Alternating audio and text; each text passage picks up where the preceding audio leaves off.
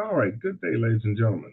Today we're going to be talking about issues and risk management in project management.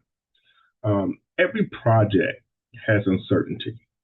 Things can change, problems happen, assumptions can be wrong, resources can become unavailable, costs can increase, and deadlines can shift. Happens all the time. That is why you must understand the difference between a risk and an issue. Now, in project management, a risk is something that could happen in the future and may affect the project. An issue is something that has already happened and is currently affecting the project. So, in simple terms, risk management prepares for what might happen. Issue management responds to what is happening now, right? So let's understand project risk. So a project risk is an uncertainty, it's an uncertain event or condition that can affect project objectives. Risk may affect scope, schedule, budget, quality, resources, stakeholders, safety, and performance. Matter of fact, it will affect all of that. For example, if a company is implementing a new customer relationship management system, CRM system, a project risk may be that employees do not adopt the new system. The risk has not happened yet, but it could happen. Another risk may be the data migration takes longer than expected. Another risk may be that the vendor does not deliver the technical support on time.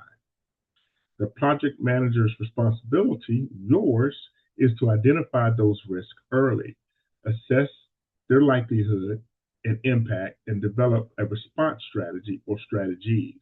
The goal is not to eliminate the risk. The goal is to reduce the uncertainty and prepare the project team to respond effectively. Right. So when we talk about a risk management process, understand that risk management usually includes several steps. Right. First, you got to identify all the possible risks. Second, you have to then analyze the likelihood and impact of each one of those risks. And then third is you must put a team or the team plans a response. More likely you plan a response, but you use your team and help to plan that response. Fourth, the project manager, right? You have to monitor those risks throughout the project, or you have a risk management manager. But you still should be looking at those as the project manager and monitoring those risks.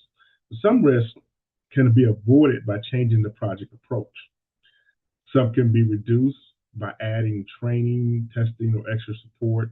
Some may be transferred to another party, such as a vendor or insurance provider, and some may be accepted if the impact is small or if there's no realistic way to prevent it from happening, right? So, for example, if a project team knows that a software rollout may confuse employees, the team can reduce the risk of the confusion by offering training sessions, user guides, help desk support, and early communication. Now, it doesn't guarantee that the employee will be comfortable immediately, but it lowers the risk of a major resistance and poor adoption of the new system, right?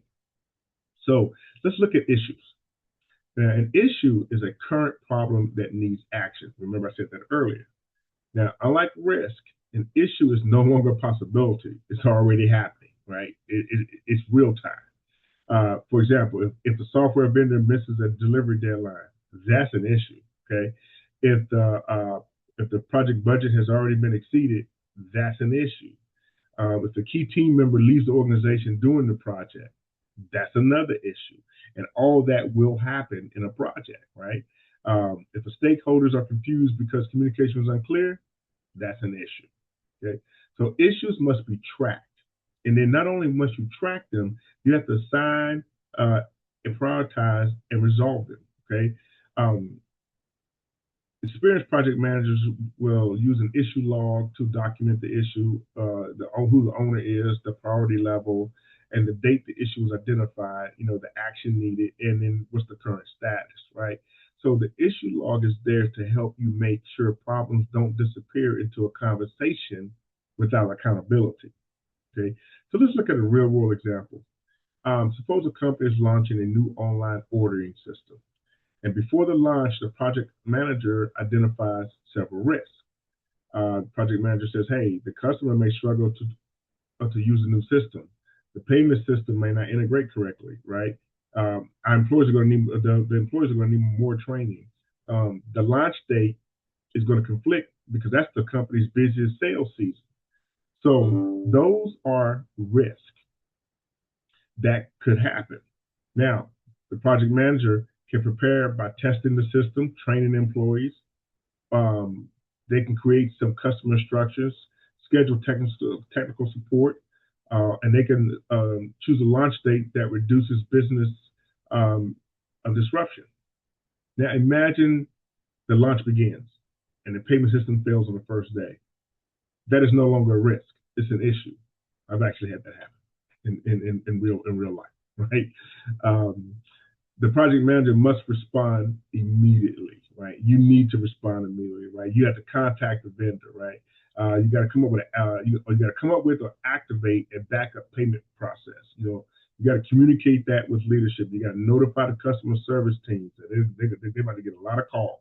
Okay, document the issue and track the resolution. Don't just say, okay, I call somebody and then just put it down and let it go somewhere else. No, track that resolution. Now, that example I just gave you shows the difference clearly, right? Risk management prepares the team for what could go wrong. Issue management helps the team respond when something actually do go wrong, right? Now, your responsibility as a project manager is to create a culture where your risk and issues are addressed early and honestly.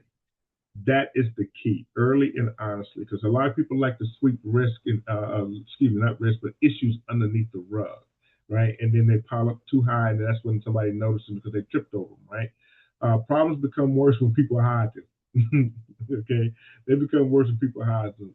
They become even worse, more, when people minimize them or they wait too long to communicate them. And what a strong project manager does, and what you should do is you don't punish a team, for identifying risk. Because if there's a risk, you don't punish the team for that. Thank you for, you want to thank them for letting you, thinking ahead. Instead, you want to encourage the transparency, right? The earlier a risk is identified, the more options the team has. The earlier an issue is reported, the faster the team can respond. But it requires communication, documentation, accountability, and follow through. You must make sure the risks are reviewed regularly and issues are assigned to someone who is responsible for the resolution. Risk management and issue management are essential to project success. Risk are potential problems, issues are current problems. Risk management helps the team prepare, right? Issue management helps the team respond. So remember, a risk is what might happen. An issue is what is happening. You need to identify risk early, respond to issues quickly, communicate clearly, protect the project from avoidable failure.